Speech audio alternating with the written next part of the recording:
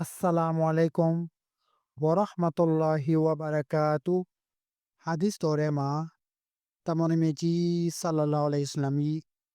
မိန့်ကြားချက်တစ်ခုလာရှိတယ်။မြည်သည့်ဘန္တာကြီးကြုံမဆိုမိမိညီနောင်အတွက်ကိုအကွယ်မသူအားတောင်းပေးမယ်ဆိုရင်နဲ့ကောင်းကင်တမန်များကအသင်လည်းပဲထိုအတိုင်းရပါစေဆိုပြီးတော့သူ့အားပြန်လဲသူအားတောင်းပေးတယ်ဆိုပြီးတော့ဟာဒီသ်တော်မှာလာရှိပါတယ်။နောက်ဟာဒီသ်တော်တစ်ပုဒ်မှာတမန်တော်မြတ်ဆလ္လာလာဟ်အလိုင်ဝါဆလမ်ကဤသို့မိန့်ကြားတယ်မွတ်စလင်တဦးဟာမိမိညီနောင်အတွက်ကိုနောက်ကွယ်မှသူအားတောင်းပေးမယ်ဆိုလို့ရှိရင်အဲ့ဒီသူအားကလက်ခံခြင်းခံရမှာဖြစ်တယ်။သူ့ရဲ့ခေါင်းရင်းတွင်ကောင်းကင်တမန်တစ်ပါးကိုတဲ့တောင်းဝင်ပေးခြင်းခံရမယ်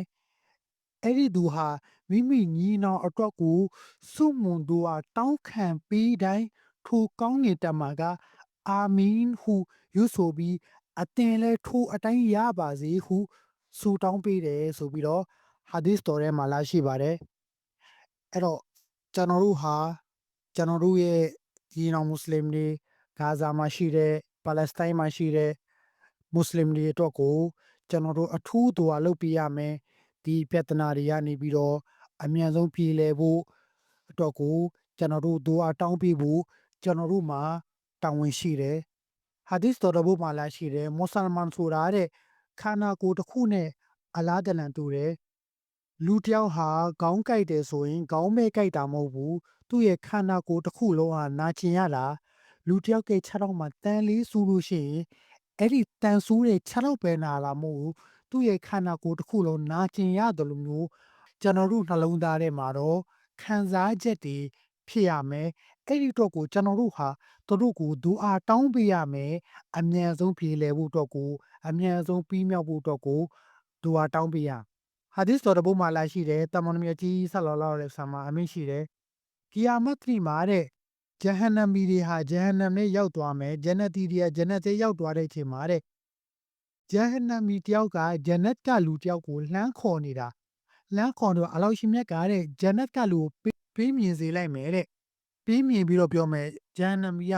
အိုးအသင်ကတော့အခုဂျနတ်ထဲရောက်သွားပြီကျွန်တော်ဒီမှာဂျဟန္နမ်နဲ့ကြာနေတယ်ကျွန်တော်အသင်ကိုလောကမှာရှိတဲ့အချိန်မှာကျွန်တော်ရေတစ်ခွက်တိုက်ခဲ့ဘူးတယ်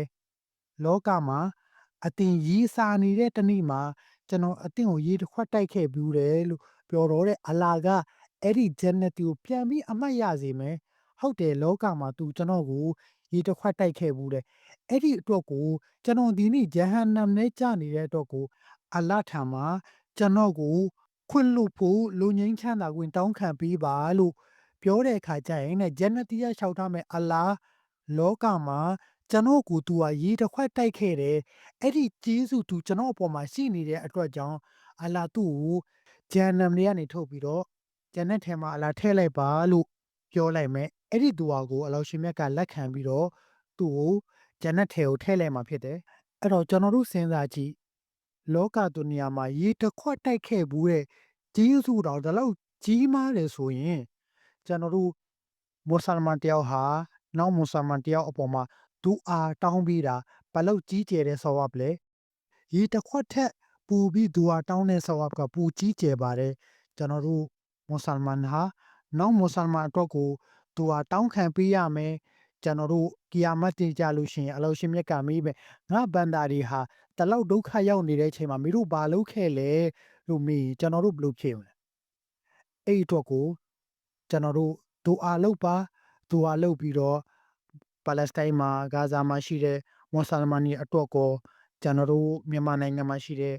ငလျင်ပေးခံစားနေရတဲ့ကိုဒီအကုန်လုံးအတွက်ကိုလည်းပဲအမြန်ဆုံးပြီးတော့ဖို့အတွက်ကိုဒူအာလုပ်ပါ